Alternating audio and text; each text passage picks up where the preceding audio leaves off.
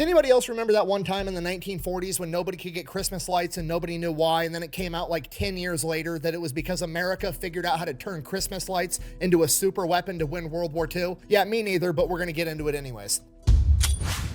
Today we're talking about the single most impactful weapon of World War II that gave the Allied forces an unprecedented advantage over their enemies. And before you say it, no, it is not nuclear bombs, okay? By the time nuclear bombs were dropped on Japan, it was not a question of who was going to win the war, it was a question of how was America gonna end it, and America chose to close it out with a bang. If you're not picking up what I'm putting down, I'm trying to tell you that the weapon that we're talking about today is the weapon that got us to the grand finale, not the grand finale itself, and that weapon is the VT Fuze, aka the proximity fuse. And we're gonna get into it right after a word from our sponsor.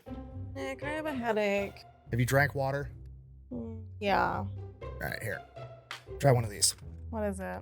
It's called Element. It's gonna be even better than water. It's not bad. Yeah, just try not to get lipstick on my water bottle. I'll get lipstick on something. I gotta go. This video is brought to you by Element. Okay, look, I'm gonna keep this simple. It's basically a rehydration drink, but unlike all the shit you can buy over at the gas station, it actually has more electrolytes, they're in the right ratios, and it's not full of food dyes and sugar. Okay, watch, I'm gonna read the entire ingredient list because I actually know all of these words, which right off the bat's a good sign. Okay, here we go. Sparkling water, salt, citric acid, magnesium, potassium, natural grapefruit flavor, and stevia leaf. That's fucking it. And then somehow they actually managed to make this shit taste good, okay? They've got all your normal flavors like watermelon, fruit punch, but then they also have mango chili, which is actually spicy. Then they've got chocolate, and then when you mix that with warm water, it tastes like hot chocolate. And then if you're a psychopath or if you're just ultra health-minded and you don't want artificial flavorings, you can get the raw, unflavored version that's literally just salt, potassium, and magnesium. Personally, I like that one because it tastes like commie tears. Okay, and I know what you're thinking. Why on earth is some sports drink that's formulated for elite level athletes sponsoring a dude called the Fat Electrician? I've got news for you. Middle-aged fat dudes sweat too, okay? Okay, look at me. I sweat in a cold shower. Why do you think I'm wearing tank tops all the time, okay? So when I go to jujitsu 5 times a week to pretend like I'm Joe Rogan or Jocko Willink for an hour or two, I get super sweaty, then I get muscle cramps, and this shit helps. And then on top of that, I have a horrible habit of getting aggressively drunk with my friends and being hungover the next day, and this helps with that too. Okay, so if you want to give it a try, they've got it in cans, they've got it in little drink pouches. If you use my link down below, you're gonna get a free sample pack, and there's a money back guarantee. If you don't like it, they'll refund the entire thing. So if you want to give it a try, head over to drinklmnt.com/thefatelectrician. Let's get back to the video. All right, our story begins in 1939, and at this point in time, there's approximately 2 different types of fuses for artillery and anti-aircraft rounds, okay? First, we have the direct hit fuse, which essentially is exactly what it sounds like. The round hits something solid, it then blows up. This is typically what's used in artillery. And then we had a variable timed fuse that was more commonly used in anti-aircraft rounds. Basically, if you saw planes coming in, you would try to guess how far away they were, and then you would time how long it would take the projectile to get there, and there was a knob on the round where you could set it to detonate at like 3, 4, 5, 6, 7 seconds. You would do some quick math and then try to shoot it at the plane, and then after it left the barrel 7 seconds later, it would explode in midair, whether it was near the plane or not. And then, as I'm sure you can imagine, trying to guesstimate the range on a plane and then guesstimate where it's going to be at, and then trying to have all these factors aligned to blow up at the exact moment that it's near the plane wasn't very effective. And to put not very effective into perspective, in the early days of World War II, they said it took somewhere between 2,500 and 1,800 anti-aircraft rounds to down a single plane. So pretty much everybody on the planet had basically the same idea, like, man, wouldn't it be cool if the anti-aircraft round just magically knew when it got near the plane and blew up at the exact perfect moment every single time. So pretty much everybody all over the planet has this like on the back burner trying to figure out this new type of weapons technology. Japan, Germany, the UK, America, everybody's been working on this in the background, but there's not a big rush because there's no war going on at the time. And then September 1939, World War II kicks off, and then almost exactly a year after that, Germany starts heavily bombing Britain in the Blitz, and now Britain has a pretty good incentive to figure out this new type of weapons technology. Now, the UK doesn't really know how they're going to pull this off, but they do know they need to figure out how to get small electronics to be able to survive inside of an artillery round after it's been fired, which, as I'm sure you can imagine, it's subjected to a lot of G-force, which is going to break small electronic devices, especially back in the 1940s when everything was run off of vacuum tubes. So the British figure out right out of the gate, like, hey, this thing's spinning at 50,000 rotations per minute once it's fired. We need to make these electronic components as small and as light as possible so they don't rip themselves apart just under the G-force of their own weight. Which makes perfect sense. I mean, when dad's had one too many chiladas on a Sunday afternoon and decides he's gonna get the kids going on the Ferris wheel as fast as he can, the fat kid flies off first, okay? That's just science. Was I the fat kid? Don't fucking worry about it. I had a great childhood, okay? Now at this point in time, Britain is in full-on war production. All of their industrial capacity is being used to build new warplanes to defend themselves, and they don't have the capacity to start investing in all this like new microcircuitry and tiny little itty-bitty vacuum tubes. So they decide, hey, we're just gonna order 20,000 miniature electron tubes from this hearing aid company over in America. And then the American War Department hears about this and they're like, you guys working on fucking hearing aids right now while the Germans are bombing you every night? No, you're not. What the fuck are you up to? So the British comes clean and they tell America like, hey, we're allies, whatever. Here's what we're doing. We're trying to develop this anti-aircraft round that can sense when it gets near a plane and then blow up in midair and fuck up all these planes. So we quit getting bombed every night. At which point America's like, cool, great, dope, whatever. We'll give you whatever you need, but you have to give us all of the information that you get from your testing, so we have it also. So the British go, they do their testing, they do figure out how to get the electrical components to survive being shot out of an artillery shell, but they don't really figure out anything else after that. They don't figure out how to actually make it sense the plane, and they don't figure out the biggest problem of how in the fuck do you get a power source to all these electrical components, because it's 1940 and batteries aren't really that great at this point in time. So the entire project just kind of gets shelved, regarded as impossible, nobody can figure out how to do it, everybody just kind of moves on, and then fast forward to 1941, Japan commits the ultimate cardinal sin of touching America's boats. Oh, now you fucked up. You have fucked up now. At which point Uncle Sam is like, here, hold my beer. You, go get a bunch of science nerds, tell them I want to put a sun inside of a bomb so I can drop it on my enemies. Hand me my lab coat. I'm gonna go figure out this magic bullet that knows when to blow up thing. Okay, I've said this once and I'll say it again. Nothing stokes human creativity like the desire to kill a motherfucker that you don't like, because America figures out how to make a proximity fuse in like a couple of months. So more or less, oversimplified version of what they did. They took a Doppler radar, stuck it inside of this artillery round. That way, when the round is flying through the air, it's constantly emitting pulse signals, and then if there's open air, the pulse signals aren't hitting anything, so they're not coming back to the round. But when the round gets close to something solid in the sky, like an enemy plane, the signals hit the plane, bounce back, and the round can sense that, and then when the round senses that it's close enough to the plane, it blows up and there's fucking death confetti everywhere at the exact perfect moment. And that's not even the crazy part. The crazy part is the battery, right? Because we can't just put a normal battery inside of this artillery round, because by the time that we build it in America, ship it across the ocean, the shitty batteries in the 1940 would have lost the charge, and then the round's just gonna be a dud right out of the gate. So what they did is they took a small vial of acid, put it in the middle of the artillery round, and then surrounded it with lead, and then hooked it up to electrodes, so that when the artillery round was fired, the glass would break, the acid would get all over the lead and create an electrical current to power the Doppler radar while it was in flight. Okay, do you understand what I just said? America created an artillery round that, after it was shot out of a howitzer, would manufacture its own battery mid-flight to know when to fuck up the enemy. Buh! But how long does the battery last? Buh! For the enemies in the plane, it's a lifetime supply, homie. It's the last battery they're ever gonna need. Now, to be fair, there is some obvious problems, you know, like having a small vial of glass being the only thing that's standing between you and an artillery round blowing up the second it gets near anything solid is kind of terrifying. As I'm sure you can imagine, transporting that would be a nightmare, because if one of those things breaks, you're gonna blow up the entire truck. So, as a safety mechanism, they actually ended up cutting little tiny wafers of lead and stacking them all along the vial, and then if the vial broke, it would just kind of like leak out and it wouldn't do anything. But when it was shot out of a gun, the 50,000 rotations a minute would have enough centrifugal force to make the lead fly out and in between all the lead wafers, and that's how it would power. So the shell's only going to go off when it's spinning after it's been fired out of a gun. So America's done it. We've essentially made magic bullets, and now America is going to do what America does best. We're going to tie up this solution in bureaucratic nonsense so that nobody can use it. Son of a bitch. Wow. Okay. Just trying to help you, Michael. Bitch! Yeah, the man in charge of this project, Commander William S. Parsons, decides he's not going to let this project move forward until he's 100% convinced that this product is perfect. So the proximity fuse has essentially been shelved yet again. Cue my favorite naval commander of all time, Willis Augustus Lee, aka Ching Lee. On your left.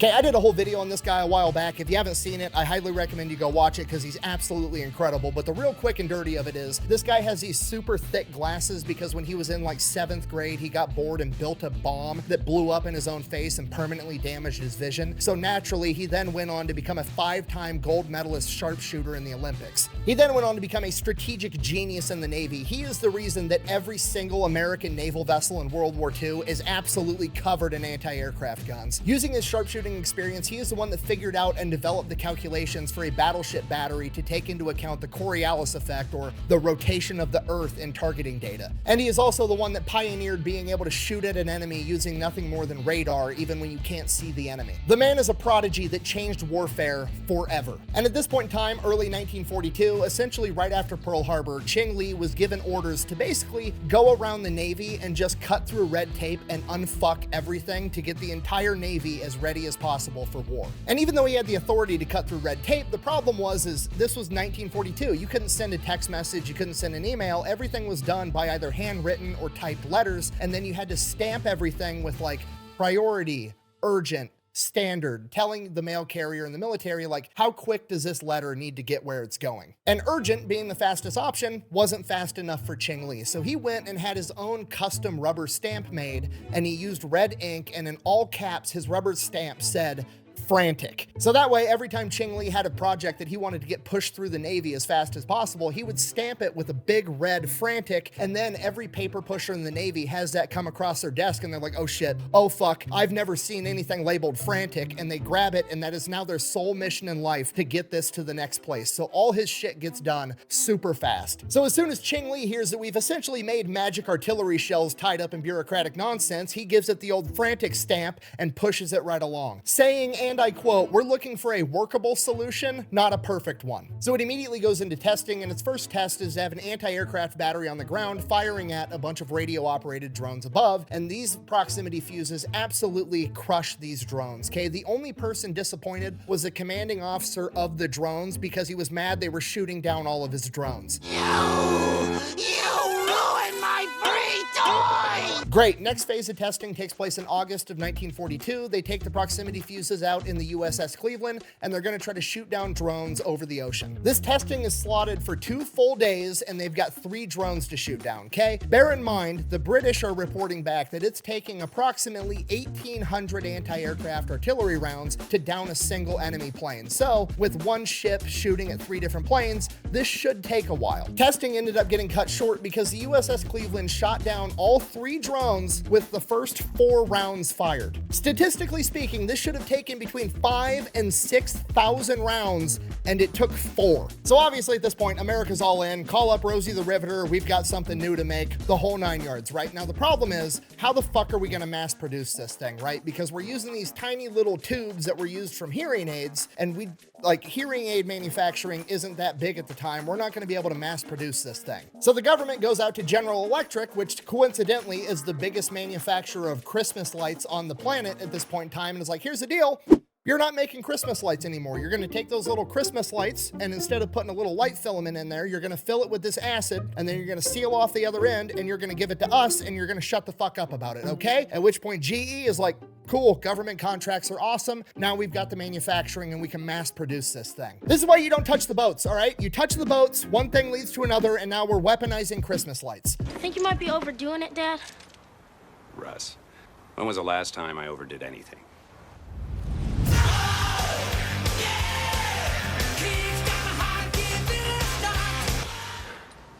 Okay, seriously though, this is absolutely huge. This has to be top secret. Nobody can know about this. Even the dudes in the anti-aircraft battery don't know that they're firing a proximity fused ammunition. They just know that suddenly overnight, they got like 20 times better at their job. And because this technology absolutely cannot fall into enemy hands, it becomes standard practice that they're only allowed to shoot proximity fused ammunition over water. So the only people that are gonna have access to this are the Navy, and then we're also gonna give it to the British over in England because their anti-aircraft defenders are firing out over the English Channel, so any duds are going to land in the water and sink to the bottom of the ocean and ideally be unrecoverable. And then there's the last problem. What are we going to name this thing, right? We don't want to call it anything too obvious, right? The reason that we call tanks was because back in World War I, when the British developed the first tank, they just called it that because on the chart list, they wanted anybody that intercepted documents to think, oh, it must be like a water tank or something. So we have to have a deceptive name. So they came up with the VT fuse. And that way, anytime somebody was like reading a chart or an inventory list and they just read VT fuse, they'd go, what the fuck is a VT? Oh, variable timed fuse, those old school ones that just, you spin the knob and it blows up in 7 seconds. Whoop-de-doo, who cares? So we've got it. Everything everything's perfect, America starts manufacturing 250,000 of these rounds every single week. We start sending them out with the US Navy, and then we ship a ton of them over to Great Britain so they can start defending themselves against all these German bombing raids that they've been dealing with for like over a year at this point. The first VT fuse to down an enemy was on January 5th, 1943, when the USS Helena shot down a dive bomber, and from that moment on, the US Navy and the British air defenders started wrecking house with this new ammunition. The British reported back that the average amount of ammunition expenditure went from 1,800 rounds to down an enemy plane to 85. They said not only were they shooting down way more enemy planes with way less ammunition, but the proximity fuse was actually so sensitive and so good at its job that when it got near a bird in flight, it would blow up the bird. And at this point, common sense would tell you like, okay, maybe we should dial back the sensitivity on this thing a little bit if we're blowing up something as small as a bird, but no, because that means that it's going to be perfect to actually shoot down the German V1 rocket. Germany's been shooting these V1 rockets into Britain, and there's almost nothing they could do about it. They just kind of had to grit their teeth and take the hit every single time because these rockets were moving way too fast for the anti-aircraft artillery batteries to actually do anything to them, like 99% of the time. I actually found one account from a British soldier, and I'm paraphrasing here, but more or less he says that we knew we couldn't do anything against the V1 rocket bombs, but we would still go out there and shoot at them anyways, even though we knew we weren't going to shoot them down, just because it made the citizenry feel better because they didn't feel like they were completely helpless. They went from shooting down less than 10% of the V1 rockets to shooting down 85% of them with the new VT fuse. Now, panning back over to the US Navy in the Pacific, it's basically a turkey shoot at this point, and the Japanese are finding out the hard way that traditional dive bombing tactics are way less cool when the bullets flying past you don't fly past you and explode right next to you and shoot your plane down, right? Because that's what they've been used to the entire time. When they were getting shot at with actual variable timed fuses that had a secondary timer, the fuses were either blowing up way in front of them or they'd fly right past them and blow up behind them, and they were typically fine. But now, all of a sudden, for no reason from their perspective, all of the fuses are blowing up at the opportune moment every single time. The Americans are shooting down so many Japanese planes that they're literally running out of planes and pilots. And over the course of a little bit over a year, they've basically completely run out of experienced pilots because they don't do what the Americans do, where they're like, oh, we've got a really good, seasoned, experienced pilot. We're going to pull him out of combat, send him back to go train all the new guys, so all of our new guys are up to a higher standard. No, most other militaries don't do that. They're just constantly sending in their best guys every single time. And because of that, after about a year and a half of the VT fuse being used in combat, not only is there no good Japanese pilots left in combat, there's no good pilots left on the back end to train all the new guys, so now their entire air force is just completely crippled. And this is why by October of 1944, the Japanese resorted to kamikaze attacks, literally just bolting young men into the cockpit of a plane and sending them on a one-way mission to their death. And while that is unfortunate for them, luckily for the Americans, the VT fuse does not discriminate. It can't tell the difference between a dive bomber and a kamikaze, so it just blows them up too. Now, there's a bunch of different stories where a bunch of different ships have shot down a ton of kamikazes using the VT fuse, but the shining example is the USS Laffey. The Laffey is a Fletcher-class destroyer, and the Fletcher-class destroyers was America's mass production ship during World War II. These things are so lightly armored that they are nicknamed tin cans. Using the VT fuse in a single battle over the course of an hour, the Laffey went toe-to-toe with 22 Japanese kamikazes,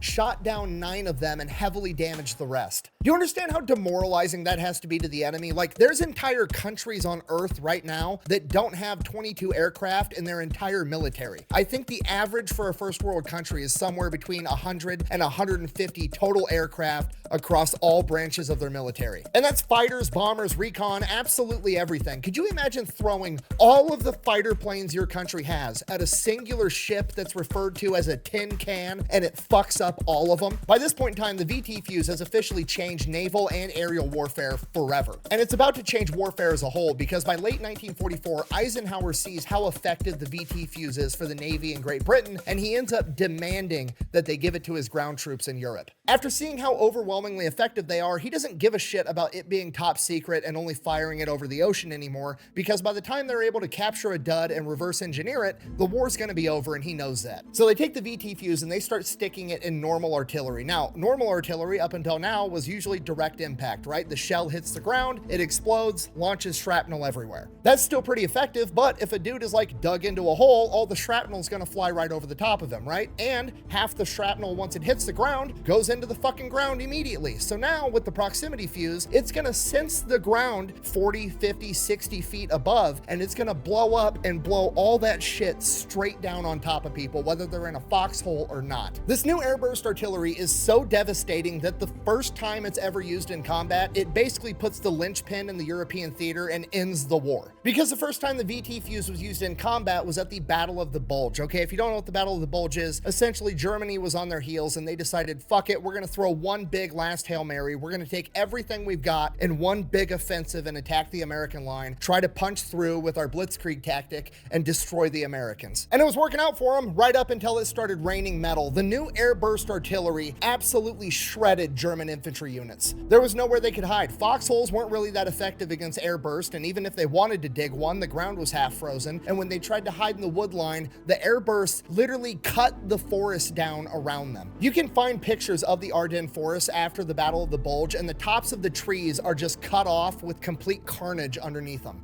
But Chubby Electron guy's exaggerating. The VT fuse wasn't that big of a deal, and it didn't make a huge impact at the Battle of the Bulge. Buh. You know what? Fine. Don't take my word for it. I wasn't there. Let's see what General Patton had to say about it. And I quote, "The funny fuse won the Battle of the Bulge for us. I think when all the armies get this shell, we will have to devise some new method of warfare." So yeah, while nuclear bombs ended World War II in the Pacific theater in particular, they are not the weapon that got the war to its end. That credit belongs to the VT fuse in both the European and the Pacific theater, and for that reason, it is the most important weapon of World War II. Real quick, I do have to give a special thank you because this video would have never happened if it wasn't for Fort Sill, the home of the artillery down in Oklahoma. In particular, Corey, the curator over at the Air Defense Artillery Training and Support Facility, which is basically a museum for the history of American air defense weapons platforms, and the proximity fuse was one of probably 200 exhibits there. Me and my friend Ethan, also known as Habitual Line Crosser here on YouTube, got together and we're making a new Pepperbox exclusive show where we get to go around the country and tour military museums and learn from the curators at those museums. And here's the teaser for that. Training support facilities are not open to the public, and they are basically facilities that we can bring in soldiers to instill a little bit of esprit de corps to them. And Congress finds themselves looking down the barrels of too hot 40 millimeters. When you hurt Congress, that's going to be the end of your program. It worked perfect. Why are they mad? It hates piles of shit. It's awesome. This is my new favorite tank. There's nothing funnier than just America being like, this is cool. We're going to take it and put it in a museum. And that's a large blow up of the day that Japan fucked around. We get to the find out section. Yeah, find out section just past us. Suck that, German engineering. Can't build a prox fuse, can't win a world war. Fucking sucks to suck. No, you can get these on eBay too. I mean, about what, 42,000? Oh, you shouldn't have told him that. I know, right? Are you getting an M45 now? I mean, I'll put all the money we make from this for the next 10 years towards it. Telling me size doesn't matter. It's how you use it. That's exactly it. It's all about how you use it. So that's also what someone with small rockets would say. Don't lick it. See that? Yeah, please don't lick the artifacts. Unfortunately, yeah, the motors need the brushes replaced. Which that's a major overhaul on that one. No, it's not. I'm an electrician. I know how to replace brushes. You know what? You are more than welcome to come here, and this is one that I'd let you work on. I think that first episode is almost 2 hours long, and it is available right now over at pepperbox.tv if you want to go check it out. Other than that, thank you for watching. I gotta go.